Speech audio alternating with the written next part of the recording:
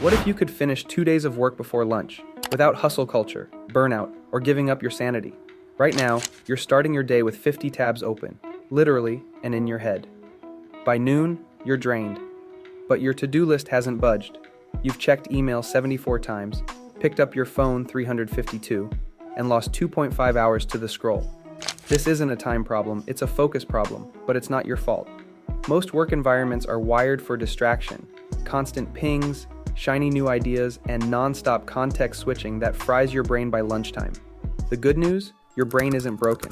It just needs a better system. In this video, I'm going to show you how to sync with your brain's natural focus cycles to unlock deep work, dodge distractions, and get more done in half the time. No hacks, no hustle, just systems that actually work. You know those days where it's 10 a.m. and you're already further behind than you were at 8?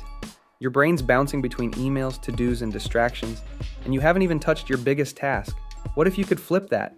What if by 10 a.m., your most important work was already done, without burnout, without chaos? That's the power of the 3-3-3 method. It all starts with deep work, that rare state where time disappears, your phone stays forgotten, and your mind locks into full focus. That's not luck, it's biology. Deep work switches on the brain's task-positive network, the system responsible for focus, problem-solving, and decision-making. But here's the catch. Your brain can only stay in that mode for 4 hours a day before it crashes.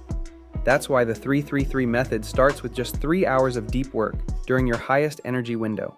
Research shows those 180 minutes can be up to 4 times more productive than your average distracted grind session. After that, you knock out 3 short tasks, emails, calls, quick wins that clear mental clutter. Then 3 maintenance actions to close the loop, like planning tomorrow, updating notes, or life admin. The result? A workday that hits harder and ends faster. And we're just getting started. You've got a clear plan. Now let's lock it into your calendar. So you're not just hoping to focus, you're guaranteeing it. Because here's the truth. If you don't control your time, everything else will. Start by blocking off your deep work hours during your biological prime time, usually 30 minutes, 3 hours, or 11 hours after you wake up. That's when your brain's firing on all cylinders. Hit it right, and you could boost performance by 30%. Then block time for short tasks, maintenance work, and yes, actual breaks. Why it works? It eliminates decision fatigue and context switching, 2 silent killers of productivity. Studies show people who time block finish tasks 40% faster with half the mistakes. And here's a twist. Block your distractions too. Give yourself guilt-free time to scroll, snack, or just zone out, so you're not battling the urge every 5 minutes. It's not about controlling every second. It's about creating space where your brain can actually do its job. But even with the perfect schedule, there's still one thing that can destroy your focus in an instant. You finally get into a groove, then a notification pops up. And just like that, your focus is gone. Distractions don't just pull your attention. They reset your brain.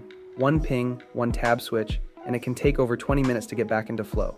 Stack that up, you're losing hours. And it's not just annoying, it's neurological. Every time you get distracted, your brain activates the default mode network, the system tied to mind wandering, self-doubt, and mental fatigue. You literally exit the part of your brain designed for deep focus and execution, the task-positive network. So if you want to reclaim your brain, here's where to start. Put your phone in another room. Even turned off, your brain keeps scanning for it, like a subconscious itch you can't scratch. Go grayscale. Without dopamine spiking colors, your phone becomes way less tempting. Use sight blockers, freedom, cold turkey, tools that eliminate the decision entirely. This isn't about discipline, it's about design. Set up your space to support your goals, so focus becomes your default, not your fight. But even when it's quiet around you, your brain can still stall. That's where clarity comes in. Ever open your laptop and immediately feel stuck? That's your brain stalling, waiting for instructions. Vague goals burn time. Clear ones build momentum. Here's the fix. Verb plus specific output plus time place. Example. Draft 5 slides by 10 a.m. at my desk, with coffee.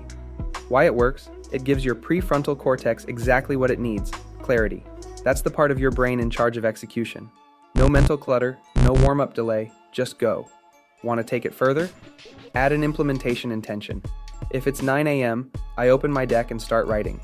Now you're not thinking about what to do, you're already doing it. And when the starting line's that clear, what's next? Staying in motion without burning out. You ever hit that 2 p.m. wall and wonder how you're supposed to keep going?